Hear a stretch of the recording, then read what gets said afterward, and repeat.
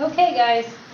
So let's talk a little bit about the carryover from last week and what we said needed to happen for a successful civilization.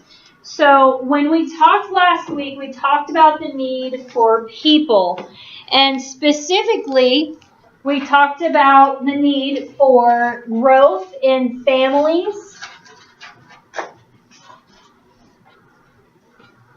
And we talked about society. So is there anything from this passage that confirms this idea that we need people in order to have a successful civilization?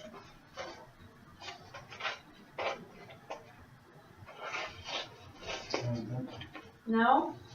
What does it say specifically about and Ur?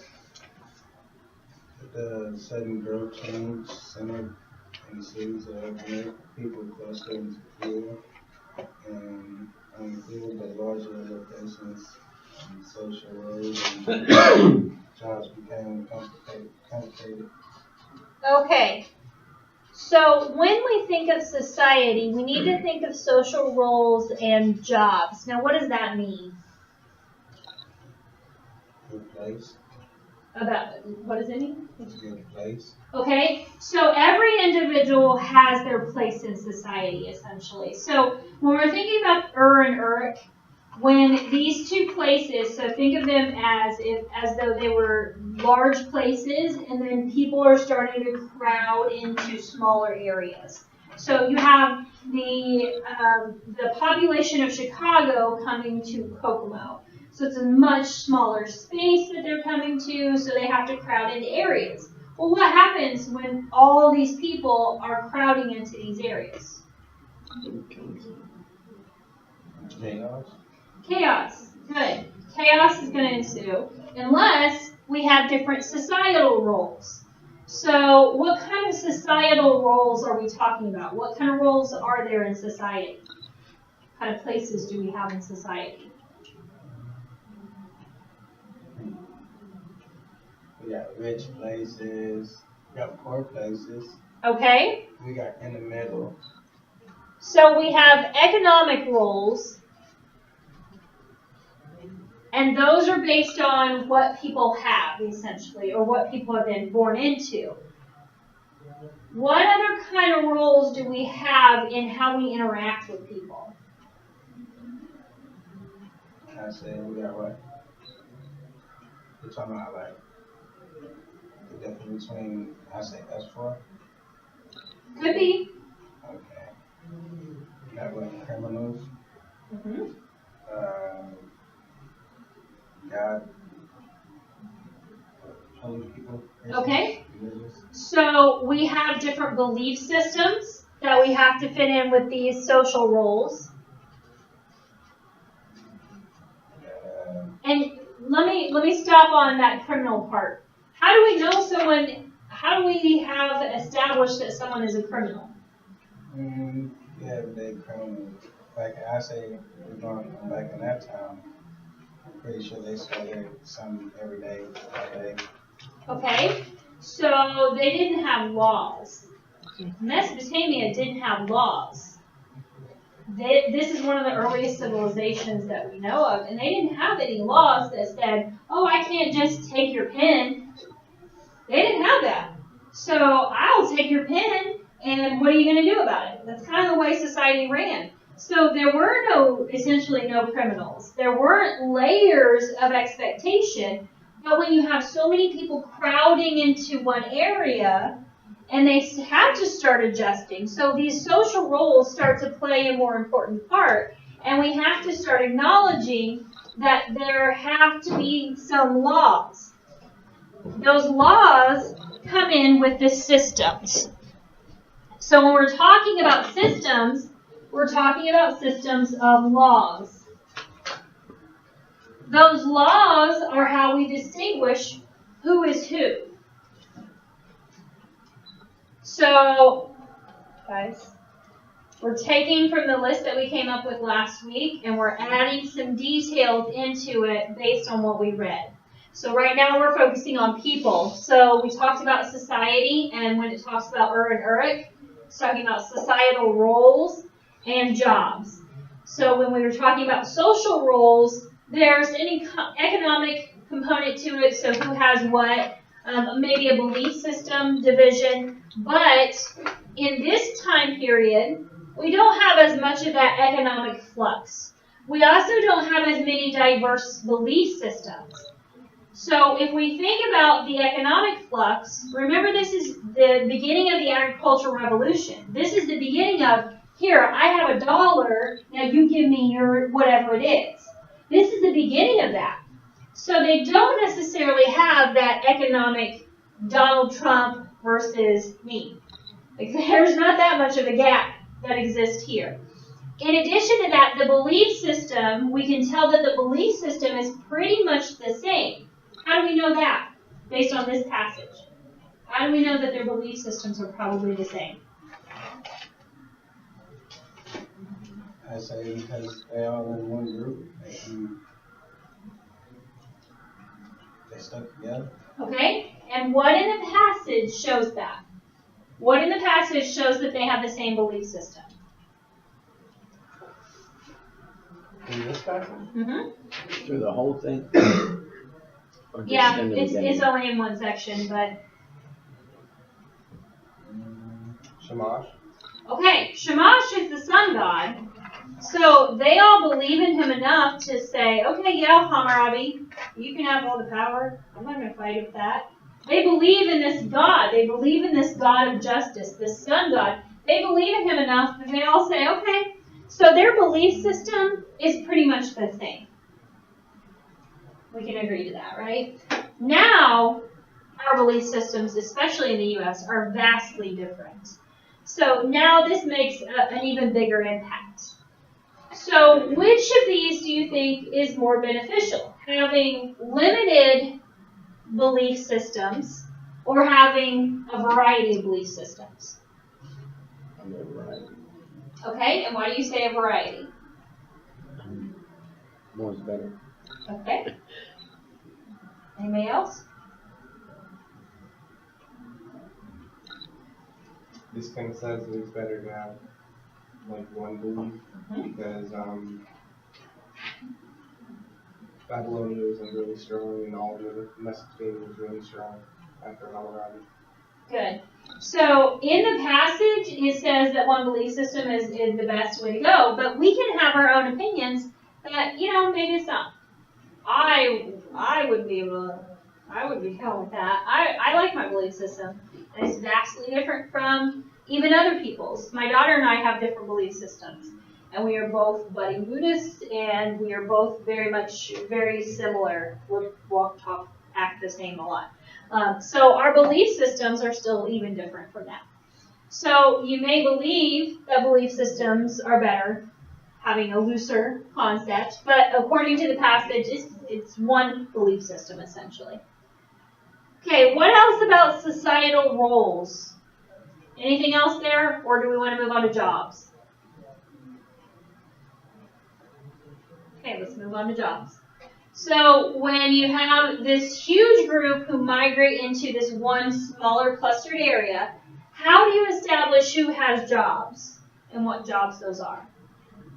What resources do they have? Okay, so this ties back down to the resources that exist. Now, what are you talking about with resources?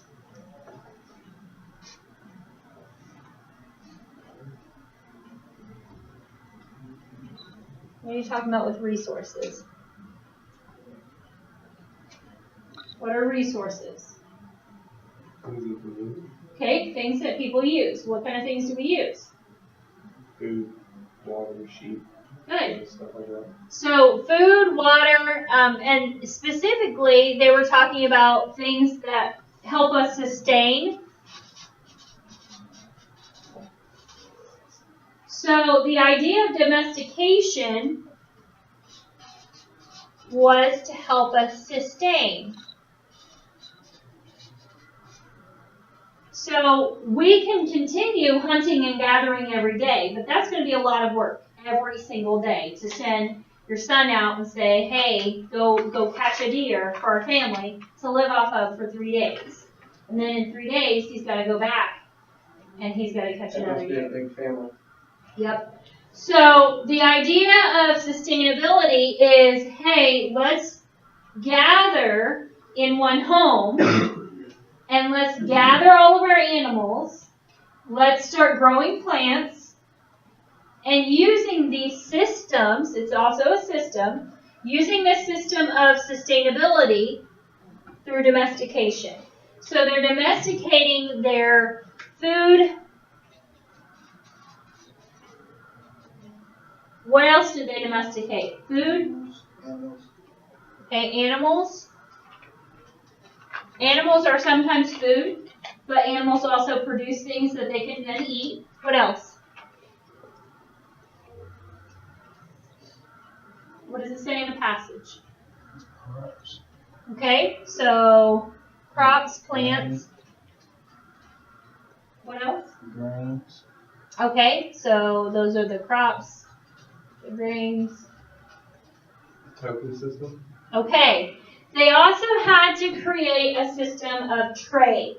Now, that may be considered a resource, but that's really a system, the system of trade.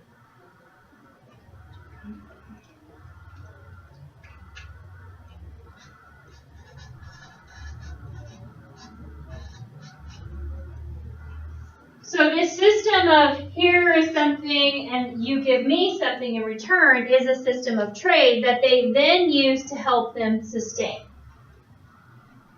Good. So where does education fit in here? System. Okay. So if we think of education more as a system instead of as something separate, it could tie to a system. Does this passage talk any about education? No. It does not. So if we were to ask, we were asked a question about this passage alone, we really couldn't do a whole lot with that. We couldn't do a lot with the education. Education could also tie up here to those jobs. But does the passage talk about the individual jobs that people have? It doesn't. So it doesn't give us a lot of information about the jobs, but it does say something. It does say that they exist. It doesn't give us a lot about the education, but we can make some assumptions that it exists because of what we've read. So what you guys are going to do for the last part of today's class is create a paragraph explaining what makes a successful civilization. What makes this? Nope, Hammurabi's, Mesopotamia specifically. What makes this into a successful civilization? So I want you to format it the way we talked about, so a topic sentence of some kind, and then support from the passage along with details and reasoning. Repeat that and then conclude. So let's just come up with a topic sentence or two that we could possibly use. Make sure I don't cross my markers and end up marking on my board forever. So remember, the topic sentence is something that you can say that guides the entire paragraph. So when we're looking at this question, what makes a successful civilization, we have to refer to our list. We need to refer to our notes. So what did we say makes a successful civilization?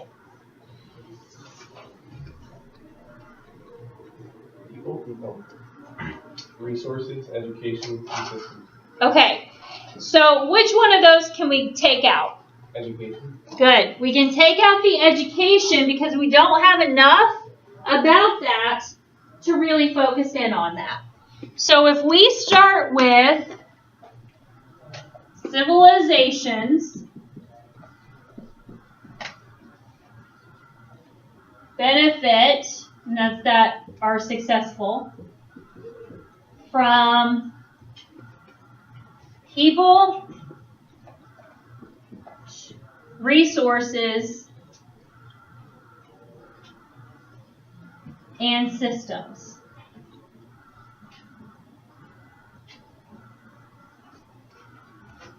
If that is our claim, now we have to use evidence from the passage to support that idea. Does it matter that I have people, resources, and then systems? Or can I say resources, systems, and people? Does it matter? No.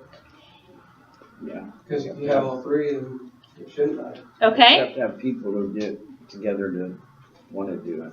Okay. Civilization to work together. Either way works. Either way will work. It just depends on how you phrase it. So if you are, like Alyssa was saying, relying on people to create the resources in the systems, then yes, people need to come first. But if you're just talking about systems in general, and you're talking about resources in general, then people could go last. It just depends. So remember next, this is the claim. You only have one claim in a paragraph. You only have one topic sentence in a paragraph. And now you need the support or the evidence. Where does the evidence come from? The passage. Good. So if we said in Mesopotamia,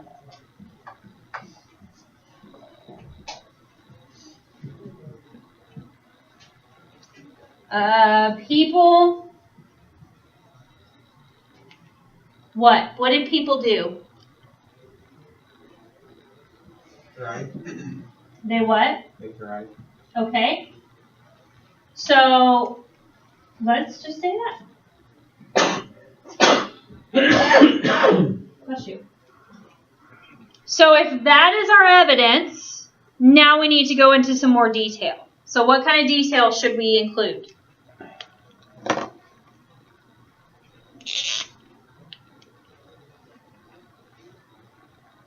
The agricultural revolution.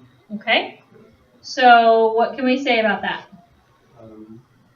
In Mesopotamia, people thrived because they had the agricultural revolution and they domesticated plants and animals. Okay. So we could either make that one sentence or we can make that two separate sentences. So they thrived because of the agricultural revolution. We could stop there, and then for our reasoning, say that the domestication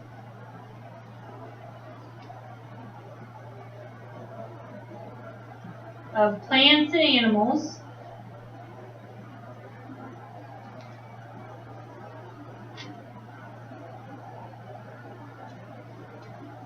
benefited the people of Mesopotamia.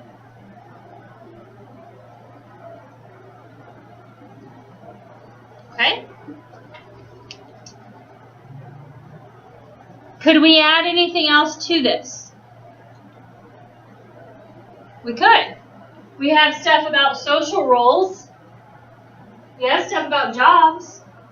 We can add things there. Could we leave this alone? Yes. This would be fine. So now you have people dealt with. And again, you can add more to this. You can just leave it like it is. And the next thing would be to deal with resources.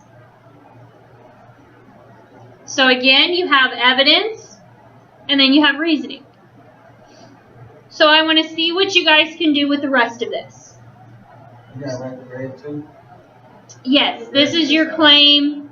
This is, and you can do your own if you would prefer to see what you can do on your own. That's fine. Or you can just use this. But you guys still have resources. You still have systems. And you have the last sentence, which is a conclusion sentence.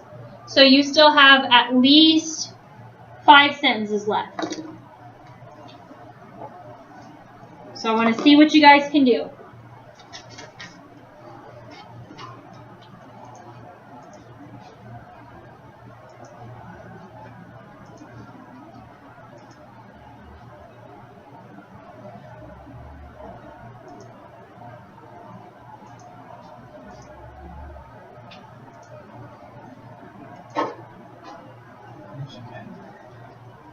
Yeah. Did I give you a notebook? No? Okay. Check in my closet. There should be a notebook there.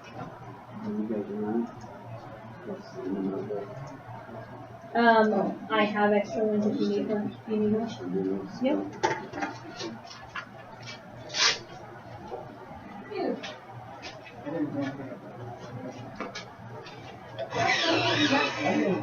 I don't need notebook. I just need paper. And tomorrow? No, The I have next paper. day. I have paper at home. Okay. But you're gonna bring it tomorrow. No text.